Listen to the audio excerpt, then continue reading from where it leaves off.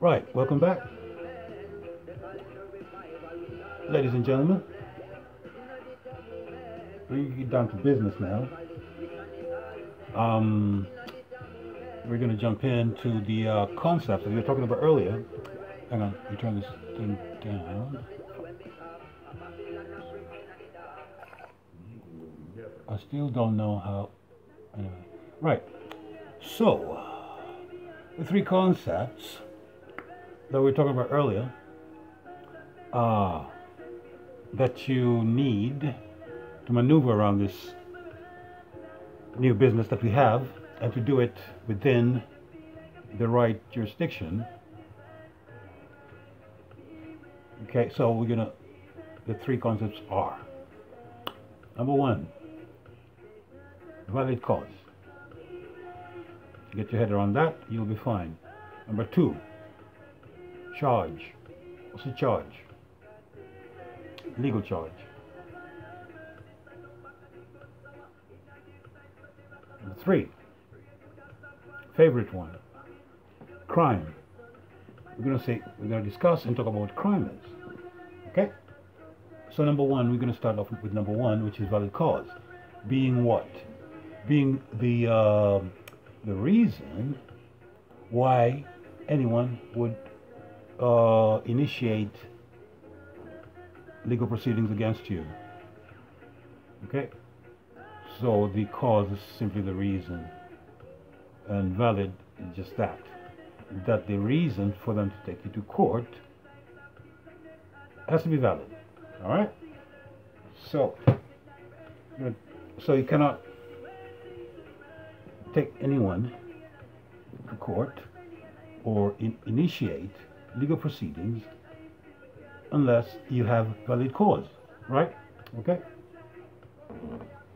Now, to make it even easier, right, there's a requirement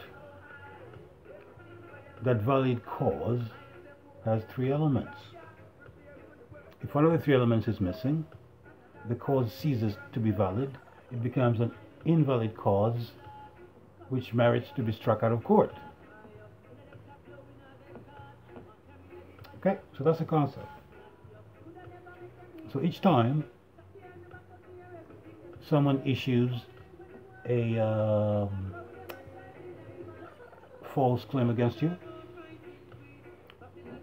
your role, because remember everything is an act and you're playing, the whole world is a stage and everyone's an actor. That's why everything's an act. Okay? So your role will be to instruct the court, which is neutral, remember? The court is neutral, then you have two opposing parties. So the court is neutral, one party alleges something or brings a claim, the other party is obligated to remedy the claim if it's valid. If it's invalid, it requires no remedy, right? So the court is neutral and a claim is made against you.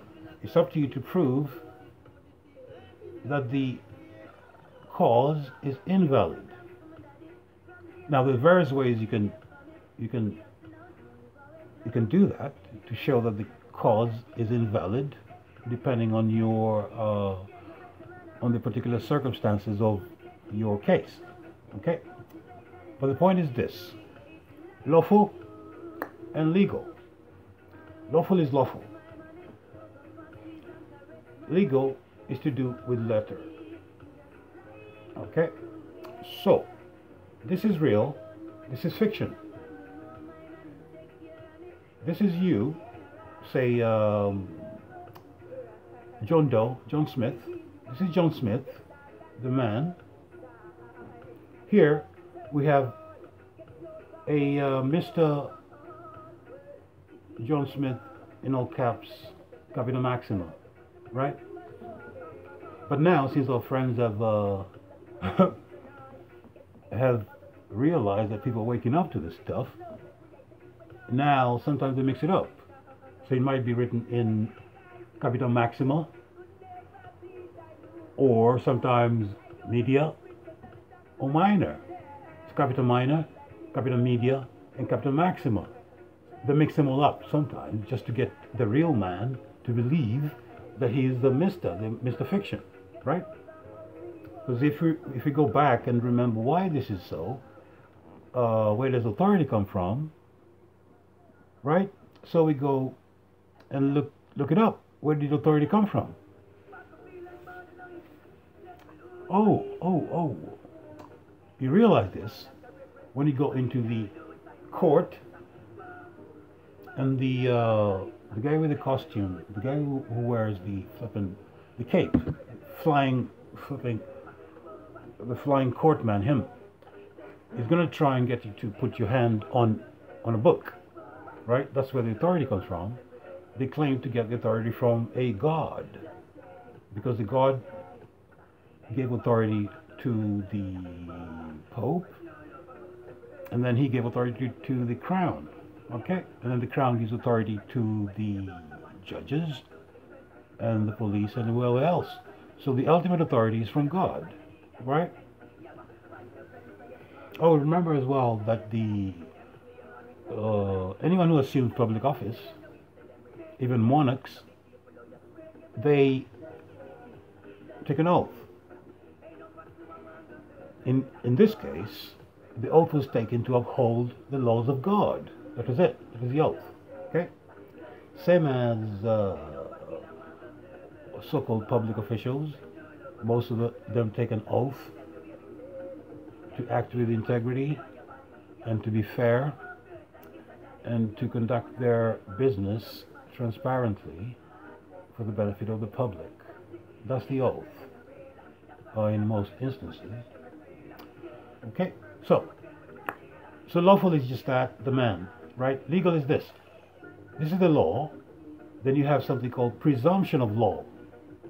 All right. So this is the law. This is presumption of law. This is real. This is illusion. Legal fiction. The presumption is the illusion, right?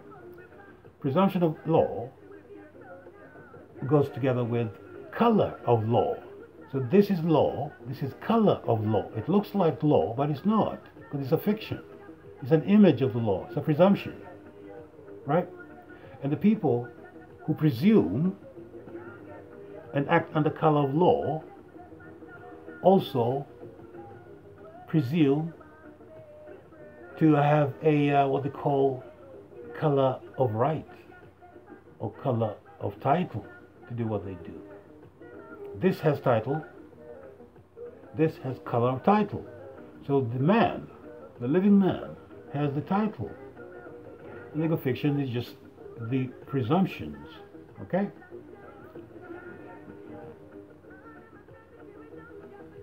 So that's it. We don't give legal advice, okay?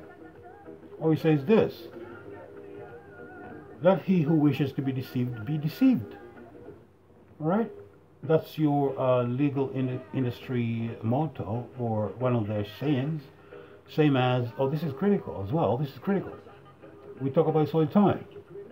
No truth or fact shall be heard in a court of law. Okay? So when you go into these courts of law, right, there's no truth or fact to be discussed there. So you need to organize yourself and understand what it is you're going to be saying in these venues, because they can't hear truth or fact. Why? Because truth and facts belong to the living man. That's it. Okay? This is corporations. They're dead. They can't listen to anything at all. No, they can't listen to this. Then two different levels, if you will.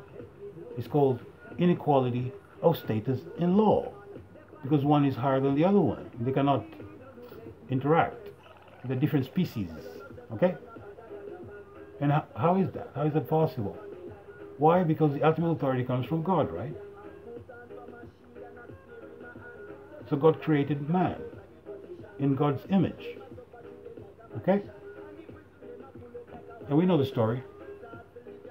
that the God, no, it's not the God who created this plane that we live in, the God who created this plane that we live in, and this globe that we live in a globe, right? So when God created this plane, he created man, and that includes a woman. And after man fucked around for a while, a few decades, centuries, whatever, millennia, he got bored, and he said, let me create something else. Man created government. All right? So, God is there, ultimate authority. The ultimate authority is the divine creator of all things. That's the ultimate authority. Then you have the gods underneath that. And one of them created this plane, right? So God up here. So man cannot interact with God at that level where he's arguing with God and to discuss anything. God will tell man what to do and man will do it. Right? Inequality of status in law. I created you. God will tell man that.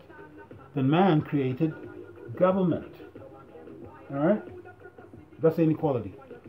So that's the man and that's the government here. You see, inequality of law. In law.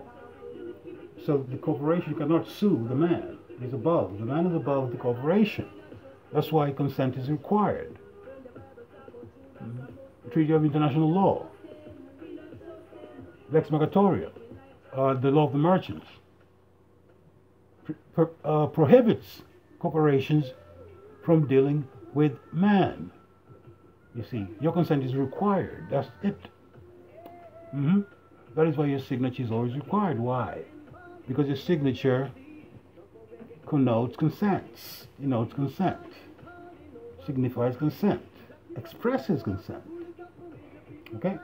However, under presumption of law, consent is not expressed, is implied. It's by implication. It's by presumptions. They make presumptions all the time. If you don't rebut the presumption, it stands. That's the game. No truth or facts, nothing. All you're required to do is to rebut false presumptions. That's all. Alright? So we go back to number one, valid cause. Otherwise I'll carry on with this shit. Right, valid cause. 3 elements required. Number one, whoever's bringing the claim has to allege violation of a legal right. Or some right. Everything's legal now, so there has to be an allegation of a legal right. Number one. Okay? Number two, there has to be corpus delicti, which is the injured party. Right? 2 elements. 1, allegation or violation of a legal right. 2, an injured party. And critically, number 3, redress ability by the court or the venue that the claimant chooses to bring the claim. Okay? That's straightforward. That's valid cause. As long as those 3 elements are satisfied, the cause is valid. If a single element is missing, that's an invalid cause. So you bring attention of the court to that and inform them that the claimant's claim is invalid. Why? Because one of the elements is missing, and you specify which element is missing and inform them that for that reason the court, which is neutral, has no recourse but to strike out the claim. Okay? For having no merit. That's it. Valid cause. Alright? I hope that's straightforward. I don't know what else I can say about valid cause. Except that, I mean, the best example is, for instance, if I have an allegation of assault and I file my claim in traffic court, for instance, and you are the respondent or defendant, then the best course or recourse or the best course of action would be not to get engaged in discussing whether you assaulted this guy or not, and the rest of it. That's truth and facts. The best course of action would be to file a motion to strike off the claim. You see, because the jurisdiction is not the proper jurisdiction. All right, and that is it. You don't need to explain too much and go into details. They'll know what you're talking about. All right. So there you go. That's number one. We're done with number one. We're gonna twist a doodle, you know, burn half a tree, and then come back and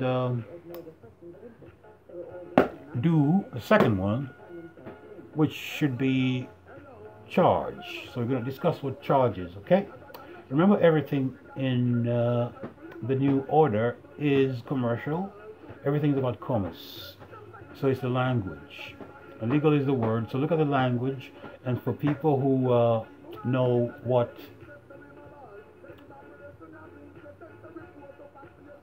time it is, okay?